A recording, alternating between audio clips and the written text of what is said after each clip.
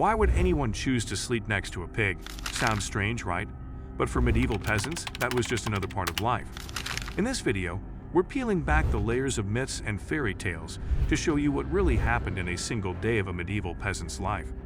Forget kings, queens, and knights. This is about the people who kept the world running from the dirt up. We're diving straight into their gritty, raw, and intense daily grind.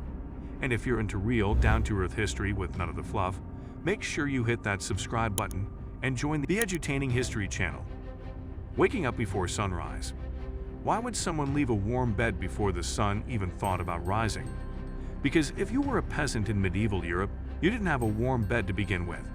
Your bed was likely a sack of straw on a dirt floor, in a hut that smelled of smoke and sweat.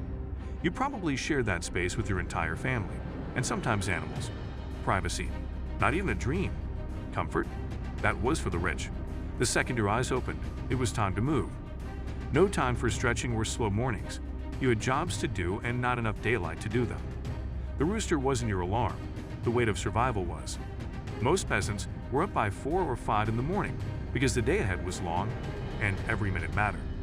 They had to be out working before the sun took over the sky, and that meant getting dressed in the same itchy clothes from the day before, maybe rinsing your face if you were near water, and grabbing a bite of whatever was lying around. Usually stale bread, sometimes a gulp of weak ale. Sounds rough? That was just the start. Getting ready for the day. How do you begin a day that promises nothing but pain? You just do. Medieval peasants didn't have soap, toothbrushes, or choices. They wore the same wool or linen clothes every day, itchy, dirty, and barely warm. Appearance didn't matter. Survival did. Breakfast wasn't relaxing. It was whatever you could grab. Stale bread, maybe cheese or an egg if you were lucky. And yes, ale in the morning, not for fun, but because the water could kill you. Weak ale was safer than rivers used as toilets. No time to linger. You dressed, ate fast, and headed to the fields. The grind didn't wait, and neither could you. Off to the fields. What keeps a person going when their body screams to stop? Hunger, responsibility, fear. The land wasn't optional. It was everything. From sunrise to sunset, peasants were out working it with nothing but basic tools and bare hands. Whether it was spring planting or autumn harvest, they had to be in those fields every single day. There were no tractors, just simple wooden plows dragged by oxen, if you were lucky enough to have any. Most of the time, it was you and your family pushing and digging through mud and rock. Rain didn't stop the work, neither did heat or cold. The land had to produce, or you didn't eat. And if you were a serf, that land didn't even belong to you. It belonged to the Lord, and you owed him a chunk of everything you grew. Even if your family was starving, the Lord still expected his share, and if it couldn't pay, well, that brought its own set of problems, daily struggles and survival. Why keep going when life never lets up? Because there's no other option. Medieval peasants lived with constant hunger. One bad harvest could mean starvation. Meals were basic. Pottage made from grains, onions, maybe beans. Meat was rare. Bread was the staple, sometimes made with bark during famines. Food was uncertain, and disease was everywhere. With poor hygiene and no understanding of germs, even minor wounds could be fatal. You worked sunrise to sunset, ate just enough to function, then collapsed into sleep, then woke to do it again. It was harsh, but quitting wasn't an option. Your family depended on you to keep going. Tools, tasks, and teamwork. What keeps a village alive? Everyone is doing their part. Peasants couldn't survive alone. They needed each other. During harvest, the whole community worked together. Men, women, and children all had roles. Kids scared off birds and ran tools. Adults labored from dawn to dusk. At home, tasks never stopped, fixing roofs, feeding animals, hauling wood, grinding grain. Some had side skills like weaving or carpentry, trading goods or services for what they lacked. Life was a team effort. People shared tools, food, and burdens. Even without rest, they made time for one another. Cooperation wasn't just helpful, it was survival. Together, they endured what no one could face alone. Living conditions. Why would someone live in a home with no chimney and still call it shelter? Because it was better than nothing. A peasant's house was tiny, dark, and filled with smoke. Most homes were one-room huts made from mud and timber. The roofs were thatched straw, the floors dirt, and the center was a hearth where all the cooking happened. But without a chimney, the smoke just hung in the air. Your eyes would sting, your clothes would smell, and in the cold seasons, you'd have to deal with freezing air and smoky lungs at the same time. Beds were straw mats. Furniture was basic, maybe a bench, a table if you were lucky. Windows were rare. Toilets didn't exist.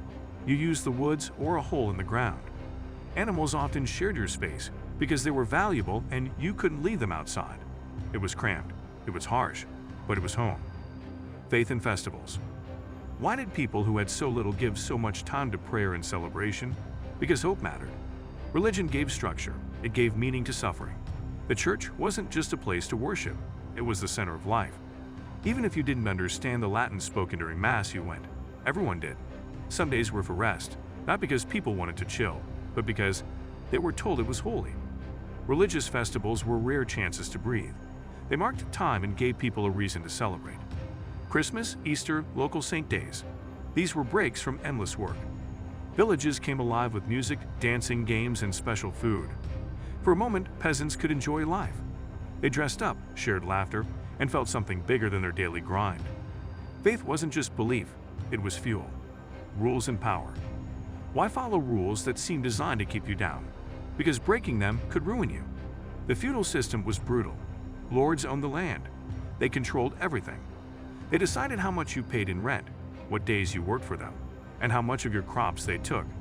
If you broke a rule, even a small one, punishment came fast. Fines, beatings, or worse. You didn't have rights. The law was for the rich. But still, peasants found quiet ways to push back. They worked slower. They shared what they weren't supposed to. They helped each other behind the Lord's back. It wasn't rebellion, but it was resistance. Life wasn't fair.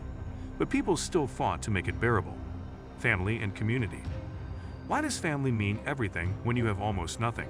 Because they're your lifeline. In medieval times, family wasn't just blood, it was survival. You worked, ate, and endured with them. Parents taught kids how to survive. Kids helped from the start.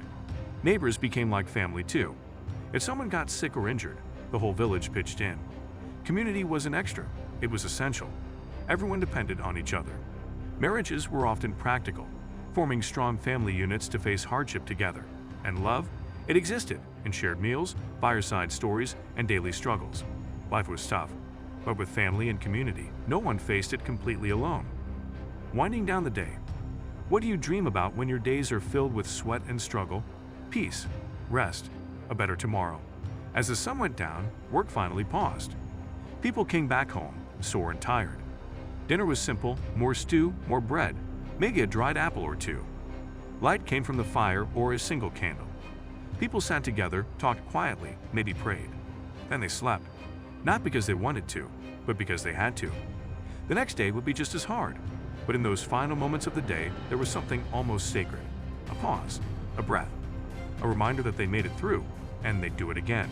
Not for glory, not for riches, but because that was life, real life, the kind that built the world we now live in. So now you've seen it, the dirt, the grind, the reality of life for medieval peasants. It wasn't shiny or heroic, but it was real. These were the people who did the hardest jobs with the fewest rewards.